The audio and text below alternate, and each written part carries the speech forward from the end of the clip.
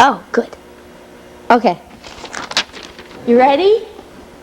I'm going to edit this, so don't worry if you mess up. All right. Why did you decide to be a coach? Was it a lifelong goal or just easier than getting a real job? Basically, I just didn't know of anything else that I really, really wanted to do. I love gymnastics so much, and I just couldn't see myself sitting behind a desk and being trapped inside an office building with a cubicle all day long. I just can't sit still that long. So, a little combination of the fact that I don't think I can sit still in an office, and I just really, really love the sport. Good job. Okay. How does coaching affect your family or your personal life? Family, well, I don't get to see them very much because they have 9 to 5 lives, and my life is like more of a noon to 10 at night. So I mean, I can go a week without seeing my family easy. And just kind of the same thing with the personal life. It's, my friends will call me up. Oh, we're going to the Celtics tonight. I got an extra ticket. When's it start? 7:30. I work till 8:30. So I miss out on a couple of things like that, but not too much. I mean, Tom's usually good. He lets you leave early. You leave early. Sometimes you show up to things a few minutes late. You make time. When you want it, you make time. All right. What is your least favorite duty involved with coaching? My least favorite duty? I would... you know what? It used to be dealing with parents, but that's not, I think I've gotten a little better at it. At least it's a little easier now to deal with parents for me. Figuring out teenage girls, probably. I mean, it's just difficult. It's trying to figure out who's in the good mood today, how to coach. Can I yell at this girl and get results, or do I have to be nice and coddle, or, be strict or easy, or trying to figure out, I'm not sure if that's the least favorite, just the hardest. Set up the period chart. Yeah, exactly. All right, your greatest triumph in coaching, besides just having me. Greatest triumph in coaching. Getting you on a college program. Getting you to the point where a college program would actually say, yeah, I'll take a chance. Whether, we know it was Miles and he was a friend of mine, but if you didn't have anything, he still wouldn't have taken the chance. Where, quite frankly, you ate like crap. You slept through practices occasionally. You did about everything you possibly could. You skipped out on strength and gave it a Laura. And yet somehow you still became a level 9 that was a decent gymnast, and a college program actually took a look at it and you said, sure, I'll take a chance. All right. What is the biggest parent problem that you've had? Oh, let's see, Scardy. This guy would show up a half hour, 45 minutes late to pick up his kid every other week, and would think it's all right, and then would, yell at us why we're so upset for waiting 45 minutes, for him when he should be here picking up his kid on time. He was the biggest, because you just didn't get it. And you talked to him and you still wouldn't get it. And you talked to him and you still wouldn't get it. All right. What type of coach do you think you are? Like authoritative, intense, laid back, easygoing? Or does it depend? It depends. It depends on the time of year. It depends on whether we're going into a big meet or a little piddly meet that's just a warm-up. You can only be intense for so long. You can't be intense from November to May. You'll just wait, Yeah. Everyone will burn out long before then. You gotta kind of, pick your meets and pick your times to, all right, it's time to turn it on, it's time to be intense for this month, and then lay off a little bit, and then go back to it and lay off a little bit. And all in all, I'd probably say I'm a little too laid back. Tom would be the intense one. I'm a little more mellow one that probably should be a little more intense, but I'm not. All right. What about motivating your athletes? What do you do to get them to do something when they, when they're tired or whatever, they don't feel good? Every day is different and every kid is different. Like I said before, you can yell at some kids, you can't yell at others. You gotta just baby and, oh, that was great, that was great, that was great, that was great. Whether it was great or not, you still gotta tell them it was great just to build up their confidence so they keep going for stuff. And it's some days, everybody comes in and wants to work, and it's easy. The days, everybody shows up and this hurts and that hurts and I'm tired and school sucked today, and it's just, and then everybody starts whining and it makes everything difficult. Every day is a little different than the last. So you just try to keep it positive, try to keep everything, rolling as much as you can. Let people play around every once in a while with something. And just keep changing it up. All right. What about, do you think it's important to have someone on the team, especially with our club, it's small, that somebody is a leader, or do you think that they don't really need it? No. You have to have a leader on any team. Without leaders, there's nothing to point to.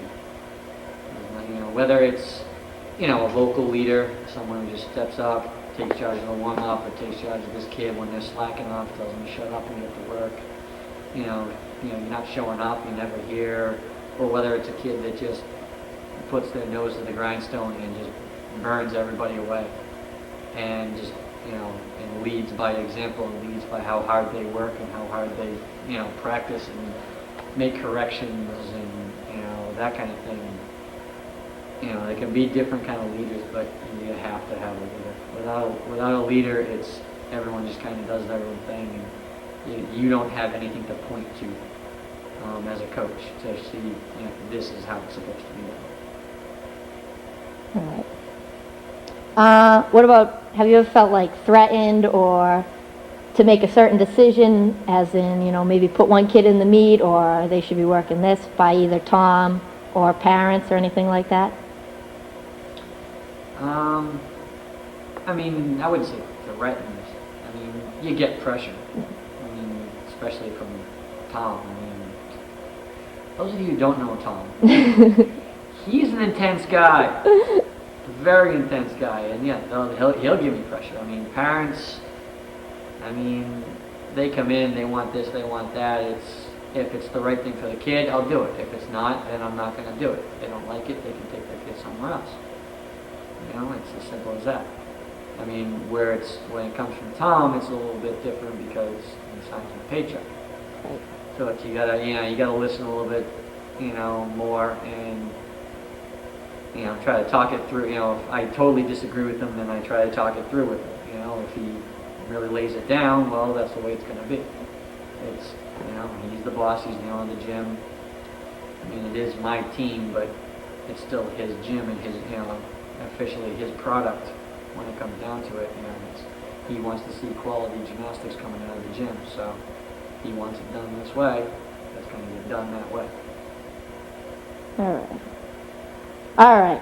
I was not the most physically strong athlete that you've ever had. Because you pawned your strength off on Laura. How do you deal with things like that, like one person on the team that just can't do this or that? How do you try to rotate, schedule something around it that accommodates everybody? Help me with it. All right. Like we know Juliet can't do a split. And I know that doesn't or a back walkover. So how do you set up where you want all the girls to do this, but she can't do it? You just set up a side station.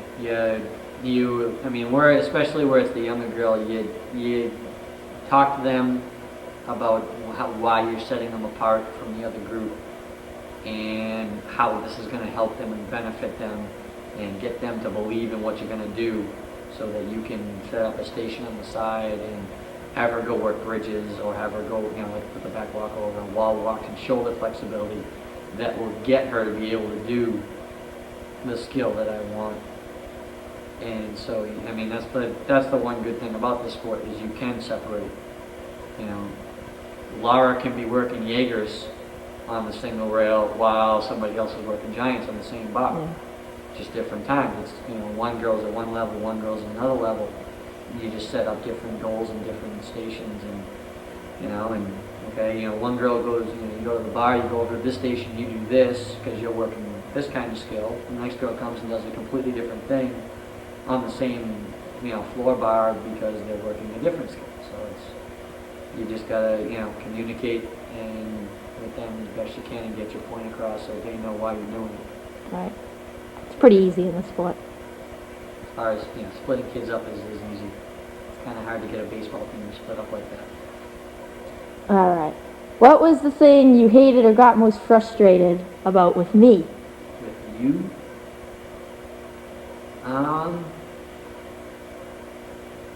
basically, probably your eating habits, because that made it hard for you to get stronger and build any lean muscle, which made it hard for you to do certain things because you were such a tall gymnast, and you know, you weren't fat, but you were big, and being big and a little weak is not good enough. So the fact that you had horrible eating habits made it difficult to get you stronger, which made it harder to get you better. But you go real hard, so it was kind of a trade-off. I pretty much knew that answer was coming, so it's Yeah.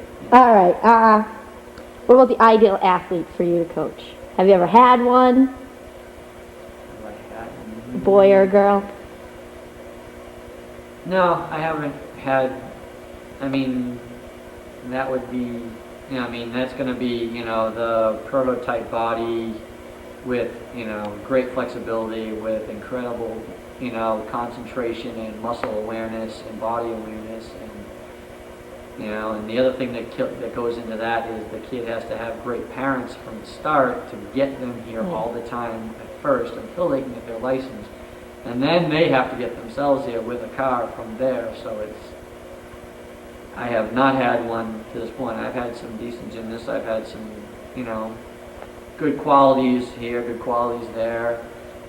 You know, I guess you just make do with, you know, with what you got, and you try to, you know, work the best you can. I've had kids be good at time and then, you know, work their way out of it and start off, you know, crappy and not motivated and then get motivated, like Laura this year. Laura this year is a completely different gymnast than like 2 years ago. Completely different girl, not the same girl. Which is good. All right. This is just the last one. As a young coach myself in a classroom full of potential young coaches, what would you say to them, especially like about, you know, setting up something, whether you should, you know, how did you start? Did you just take a program that you learned in college and apply it and then make changes once you found out what happened? Or did you just start with your whole start, say, I'm not going to do any of that, this is... Yeah, I mean, basically, I mean, you got to draw on your background. You have to draw on your background because that's all you got. It's, you know, when I first started coaching, I was just coaching boys. I did very little girls, just a class or two. So, I mean, I drew on, how did my coach teach me this? How did, you know, I watched this, I never did this skill, but I saw it being coached. I saw another kid do it. I happened to listen to a few things. You know, I saw the drills that he did. I know the drills that I did. And, you know, then from there, you talk with other coaches. You know, you go to clinics. You watch videotape and you watch technique and you break it down as much as you can. It's basically, you know, you gotta pick a course and say, you know, this is what I'm gonna do. This is why I'm gonna do it. These are the drills I'm gonna use. This is the strength I'm gonna use to help, you know, fix these areas and get this better. And you got to stick with the course for a period of time, and then you got to reevaluate it and see, is this working? If it's working, well, you can stay with it, you know, or stay with similar things. If it's not working, then you can go back to the drawing board, find out where it's going wrong, whether it's motivation, you know, they're not strong enough, they're not flexible enough, I can't spot the skill, I don't know what the hell I'm talking about. You know, me on beam, the first few years was a total work in process. In fact, it's still a work in process. You know, me teaching dance, total work in process. You know, it's you just keep. I must have gone over the level 5 girls floor routine 100 times already this year, and I still don't have it in my head to it. And I'm gonna go over it 100 more times. You know, you should see me upstairs with the video on, dancing up in front of the video. That's sad. Well, see, that's the only, but see, that's the way it gets in my brain best, is when I actually do it. So that's what I have to do. I mean, you know, I go home and I'm reading the damn thing. I stand up in my living room and I do it. My mother comes in the room and she's like, "What the hell are you doing?" But it's, for me to just read it, it doesn't stick in my brain. It sticks in my brain for 5 minutes and then it's gone. When I do it, I know, you know, I know what the kids are supposed to do. You know, so that's, you know, what works for me. So, you know, it's just, as far as being a young coach, is just pick a course, you know, but have reasons for it. Don't just, you know, research it and know why you're going to do it. And then, you know, as time goes on, evaluate what you're doing and see if it's working or not, and you just got to adjust.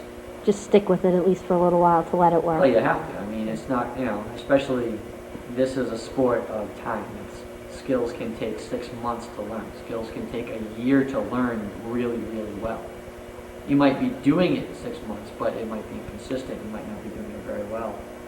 So, you know, it might take a year of doing that skill 20 times a day, you know, 30 times a day to really, really get it. I mean, release moves on bars and high bar. You've got to do thousands and thousands. And you've got to do them every time you come in the gym to get that tap and get that timing down so perfectly that it'll hit every time. And that's going to take years. Are you good? That's it?